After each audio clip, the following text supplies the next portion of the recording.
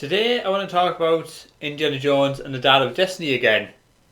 Now, since my last video on this, the Rotten Tomatoes score has gone up again to 49. It seems to be hovering generally around about the 50% mark. It started off at 50%, went down into the 40s and is coming back up to 49, just short of 50%. I think this score will generally hang around the 50% mark, but there's still a while till it comes out, and only then will we see what the film is like. Personally, I'm not looking forward to this film.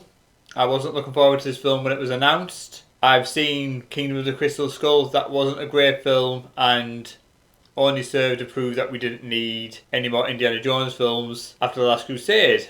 The Last Crusade ended the franchise brilliantly and we didn't need any more. But the reviews are out. I did make a video on that a few days ago and they aren't glowing reviews for the film. Even the reviews that are meant to be positive don't really say that many positive things about it. But then there's this review from the BBC which has come out, which is confirming what a lot of people already suspected about the film. Now, I'm not going to read all of this review, it is a long article. I'm just going to have a look at a couple of parts in it. But the headline of the article is, Harrison Ford and Phoebe Waller-Bridge can't lift a film that is a depressing reminder of how much livelier his past adventures were.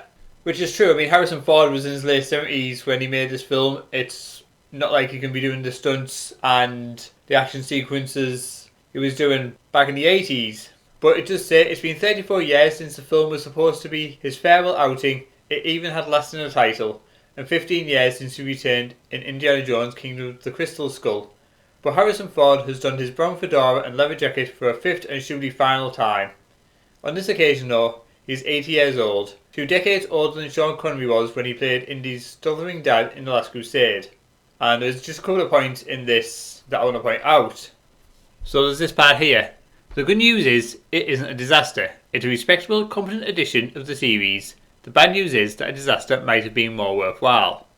The Dial of Destiny takes a sudden, bold and sure to be divisive swerve into wacky uncharted territory in its last half hour. But otherwise, it's like fanfiction, a tie-in video game, or a branded theme park ride, in that it's content to tick off everything you've seen in other Indiana Jones films already, but with little of Spielberg's sparkle. So comparing it to fanfiction, a tie-in video game, or a branded theme park ride is not the best look for this movie. I know this is just one critic's opinion, but I don't think it's a film anybody really wanted, and Harrison Ford, in my opinion, is far too old to be playing Indiana Jones now. But it does get worse for this review. Like another of Ford's so-called legacy sequels, Star Wars The Force Awakens, this one brings back old characters. John Rhys Davies' Salah has a pointless cameo, introduces new ones who are strangely similar to old characters.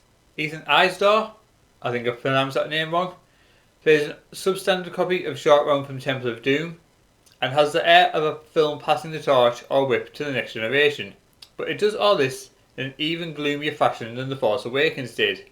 I'm not sure how many fans want to see Indiana Jones as a broken, helpless old man who cowers in the corner while his patronising goddaughter takes the lead, but that's what we're given, and it's as bleak as it sounds. So this sentence here is what a lot of people was expecting from this film, that it is going to be a film to give Phoebe Waller-Bridge's character her own shot at the Indiana Jones franchise. Indy is there to essentially just prop up Phoebe Waller-Bridge's character, and she's going to do all the heroics and saving of the day, and he's essentially just going to be taking a backseat in his own film because the new, younger female character is more important and better at doing everything that Indy has been doing for years. Because this is just on course for Hollywood and especially Disney at the moment, and like I say, I think a lot of people were expecting this. If rumours were true, the ending of the film had to be reshot because it was received that badly with audiences. That was because allegedly they'd killed Indy off. Now, I don't know if those rumours are true, but it wouldn't surprise me if that is what they did. From what this review here says, it just sounds like a accurate thing that Disney would do, has done in the past and will probably continue to do. This film serves nothing more than to elevate Phoebe Waller-Bridge's character in hopes of giving her her own Disney Plus series, which if this movie fails, I very much doubt will happen, especially with Disney taking a lot of shows off Disney Plus that aren't getting views. They're trying to cut back on costs, and they're not going to want to greenlight a show of a character from a movie that underperforms. Add to that, this movie cost almost $300 million to make, and it does have a very uphill struggle.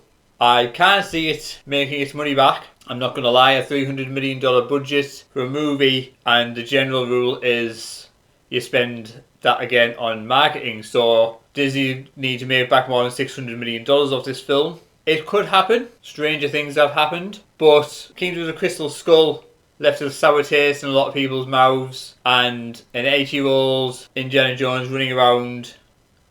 Sorry, a sad, depressed, broken 8-year-old Indy running around playing second fiddle to his better in every way female co-star isn't what people want to go see an Indiana Jones movie for. And I think box office takings will show this. It'll come out, I imagine it's going to be bad word of mouth, and it'll drop off at the box office. But what do you guys think? Were you expecting this type of bait and switch from Disney?